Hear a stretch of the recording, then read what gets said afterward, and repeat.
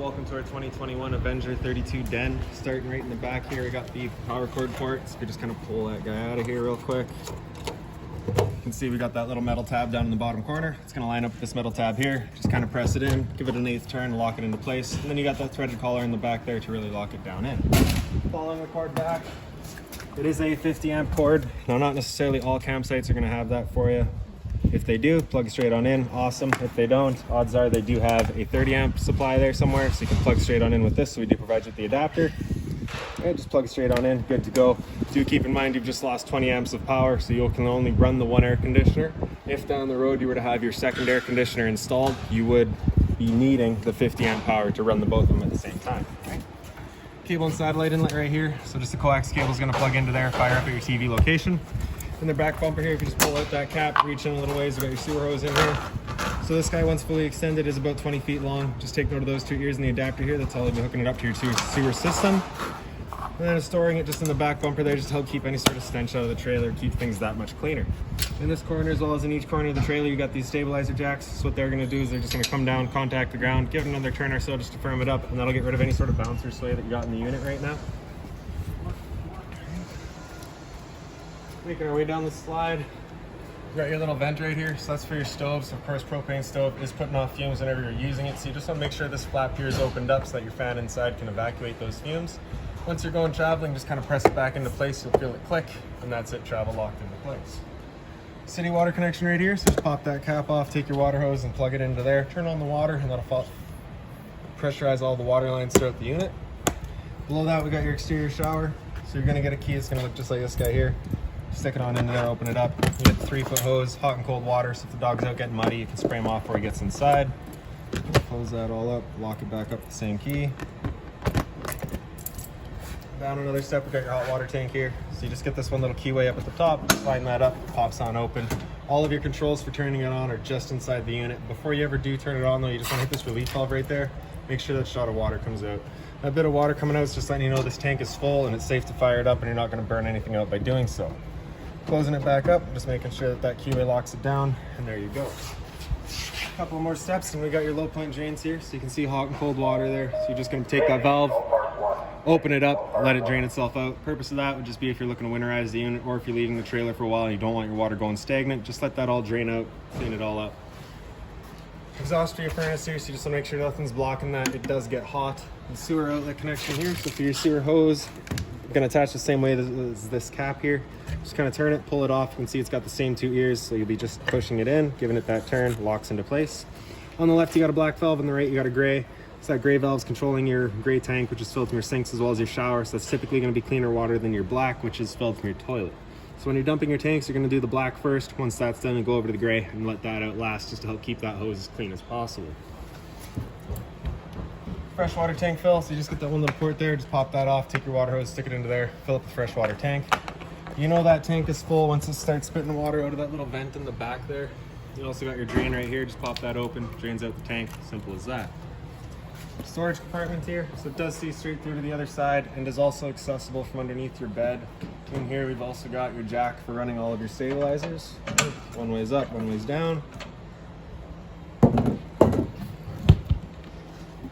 Towards the front, right up on the frame there, you just got a little solar panel plug in, so a little 2-prong plug will go into there and charge up your batteries. Battery itself is housed in this box here, so as long as you're plugged in through that short cord in the back into your solar panel or your 7-pin into your tow vehicle, that battery is charging. The 2 propane tanks, the standard barbecue style tanks. You can see we're currently green right there, letting you know that we're propane in the system, and the arrow's over here drawing off of this tank. So we'll open that up and run off of that. If that indicator were to go red, it's just letting you know that you've run out of propane. At that point, just flip over to the other tank while you get this one filled. Other end of your storage compartments there. So in here you can see we do provide you with a water hose as well as the park adapter to go on the end of that 30 amp end adapter, so you can plug into a standard household outlet. Making our way back, we just get the little bottle opener by the door. A little storage compartment here, just goes left and right. Your 2 exterior speakers, GFI protected outlets. And then in the very back of the unit right here, we just got a little leash latch, so if you've got the dog outside, you can tie him down. And then the back of the unit's just your spare tire there. So now to your entrance. The assist handle just up 90 degrees, falls into place. You can see back here you get a little T-handle. That's going to fall into the door right there to hold the door open for you. The steps, yellow handle either way, and it'll undo the lock. Pull them down. There you go. Adjusting the height of your legs, just push that pin out. You can adjust them longer or shorter. As we make our way inside, right inside the entrance on your left is your fire extinguisher. Pull the pin, point and shoot, standard. Up here you've got kind of your control system. So the light switch on the right there does your entry lights. The rest of the lights throughout the unit are on their own center push buttons, just like that. Light switch on the left there does your awning light outside. Before your awning, if we just press and hold extend, that awning will make its way out. And once that awning is fully extended, you'll see a little white flap at the end come down, just letting you know you have reached full extension, just like that right there. Now if you're to continue extending, it can actually wind itself up backwards, in which case our fabric will be underneath our tube, allowing it to then hold water, accelerating the growth of mold and mildew. So what you can do, you just want to make sure your fabric stays over top of your tube. If it were to start raining, it's going to hold some water anyways, so what you can do is just grab either arm, just pull it in, tighten down that knob there, and you can see that changes the pitch of the awning out at the head, allowing water to then run off. Now if you like that angle better because it does give you more shade, you can do the same thing with the arm at the front. Before you ever bring them back in though, you just want to make sure that the back loosened off and fully extended, just so that we're not running the risk of bending it. Now we'll just press and hold the track, that awning will make its way back in. Again, we just want to make sure that our fabric is over top of the tube. And another thing to keep in mind is once you get up to about 15-20 kilometers an hour wind, it does just catch a whole bunch of wind and you do run the risk of bending your arms, so you want to get it back closed. So beside that, we got your slide out switches. The one in the middle here does the living room there. So once that slide's fully extended, you'll just hear some clicks from the motors letting you know they've reached their stall.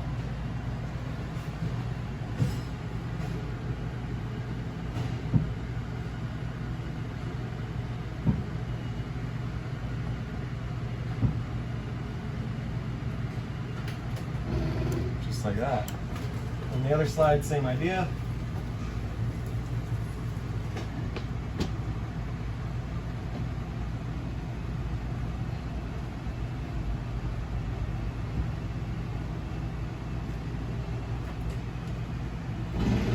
There you go. Alright, so over top of your counter here, you just got the two little lights just on their own center push buttons. Storage all across the top. That binder there has all of your owner's manuals, all of your keys, all of your remotes, anything like that for the unit you're going to find right in there. It does continue right along. Hot and cold water at the sink, of course, the folding cover there. Double wide, and you get the drawers to either side of it. And then the storage down below it as well. It is cut off because you've got access to your hot water tank and your water pump are just right behind this panel here. So a couple of screws in the bottom comes out. Winterized access is just right behind there. And around the corner here, you just got your converter. So just press it on the left side there, it'll pop on open. Get all of your breakers down the bottom there. Whenever a breaker breaks, it'll sit in the middle. So just turn it off and then back on. Right. All of your fuses across the top there. If a fuse were to ever pop, you'll get a little red LED right beside it, letting you know exactly which one went. Dinettes, your blinds pretty well all just sit where you leave them. Your dinettes here, the light right above it, push button light just on the side. And then in your kitchen here, you got your microwave. Below that, we got your range vent. So here's the fan that you want turned on whenever you're using that stove. You'll just get a light there. You get a light over here as well. Bifold cover just flips on back. Take that knob, turn it over to the little flame, hit it with a sparker, and she fires right up. So the first time you get out to your campsite, this may take a minute, just because it's got to clear all the air out of the propane lines. Perfectly normal. This light switch on the right, if you go up to the one, it just does the knobs. If you go down to the bottom, it'll do the oven as well. So as you open that up and turn this knob over to that little flame, hit the sparker, you can see that little pilot light gets going in the back there. So once it gets going, you just want to hold that knob in for another couple of seconds, then you can release and it'll hold itself. Then just turn up to your desired temperature and she fires right up. Once you're done, just turn it back down to pilot. It'll hold just the pilot light for you, but if you're traveling or leaving the trailer for a while, you just want to make sure that's right off. A little bit of storage below that and to the side of it. GFI protected outlet, more storage above. And as we get into the living area here, like I said earlier, all of your lights are just on their own center push buttons. One for your fridge. So you just have that one little travel latch there, just slide that over, we can open it up. Temp control right across the back there. And then same idea for your fridge. Pantry space. All the 3 couches are pretty well the same. Well, these 2 are the same.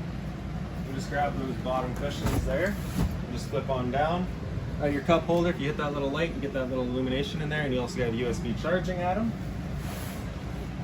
Kind of stuff it back into place.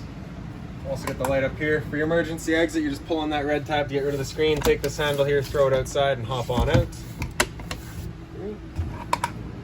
And across the front, the TV is of course mounted up on the wall, so you do have that travel strap. You just want to make sure it doesn't go flying off on you going down the road. Down below it, right down in here, we've got your antenna outlet. So right there in the center is already hooked up. Turning on your antenna, just a little button behind it. You can see that little green light there turns on. And then in the back, you got a power outlet for it. Your stereo here, so just press that knob there, turns it on. We'll go through all of our modes here real quick. All right, so FM, you can hit band to go through all of your different bands. All right. So zone 1 is your inside set of speakers. Zone 2 is your outside set. And yeah, excellent little stereo. Once you're done, just press and hold that knob, turns it off. A little bit of storage down below, as well as to either side. Same couch here that you had on the other side folds down into the bed. Same sort of light there. For this couch here, it is just a recliner, so you have the little, on the inside there, you got that little lever, picks up the feet. The same sort of cup holders here with the USB charging, and a little storage bin in the center there. So we'll make our way into the bedroom or the bathroom now. So right in the hallway, you got the same lights. Into the bathroom. Light switch up on the wall there. This one light is by itself. You got your towel rack, a little bit of storage there. Toilet with the flusher right in the front. And then your shower with hot and cold water, of course, standard head and hose. Medicine cabinet here, so inside of that we do have a little chemical sample for you. So after the first couple of times you use that toilet, you're just going to want to take that whole bottle, pour it down there, and that'll start kind of breaking down everything that's in there, keep things fresher for you. Hot and cold water at the sink, of course. A little bit of storage below, just being mindful of our drains and our water lines. We don't want to be breaking those. GFI protected outlets, adjust on the left, reset in the center. Monitor panel, so right in the bottom corner here is your water pump switch. Turn that switch on, turns on your water pump, drawing out of your freshwater tank to pressurize your lines. And then above that, we've got your monitoring system. So battery there. Because we're plugged in right now, we're currently C for charging. G would be good, F is fair, L is low. For your fresh tank, as you fill that up, it'll go to a third, 2/3, and full. Same idea for your black and your gray. Hot water tank controls above it. So that little flame on the right side here turns it on with propane. If that little check light there were to come on, just letting you know it hasn't fired up. At that point, off and back on to reset it. Sat right here, you can hear the whir of the flame. We know that thing's good. And then on the left there, you get the little thunderbolt, just letting you know you're turning it on with electricity.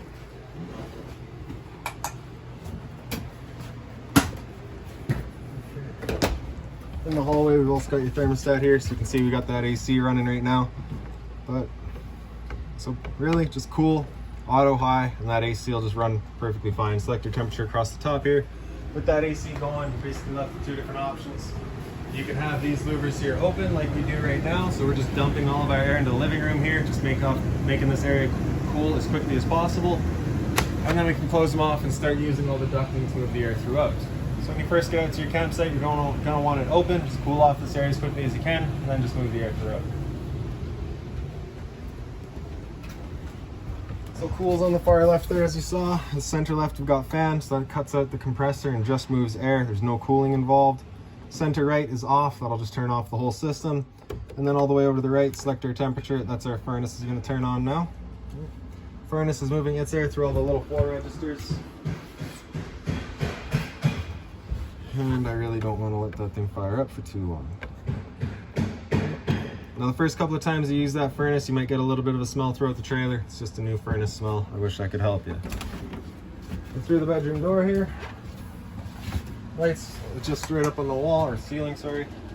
So little window, blinds, just sit where you leave them again. Closet space, power outlet, same sort of light above your heads. more closet space across the top here and on the other side. Same emergency exit, pull the tab to get rid of the screen, take this handle, throw it outside and hop on out. And if we pick up the foot of the bed, you have a little access to your storage compartment there. You do have your upgraded mattress in here, so it makes that a lot heavier to get into. Storage space, just a couple of drawers here. Remember, that is a return air for your furnace, you just don't want to be blocking that off. Closet space there. Above my head is your antenna, so basically just push that guy in and turn it looking for your best signal. Wherever you find it, just let it sit there. Before you go traveling though, you want to make sure that turns completely counterclockwise. On the wall here you do have a TV backer, power outlet, antenna outlet for it, and then right above my head we've also got your roof vent there. Just turn it to open. That's that. Right. So this is your roof vent. That is pre-wired for a second AC. If you wanted to have another air conditioner installed down the road, this is where it would be going. And I do believe that's about it for this guy. If you got any other questions on the unit, please feel free to give us a call, 204-237-7272.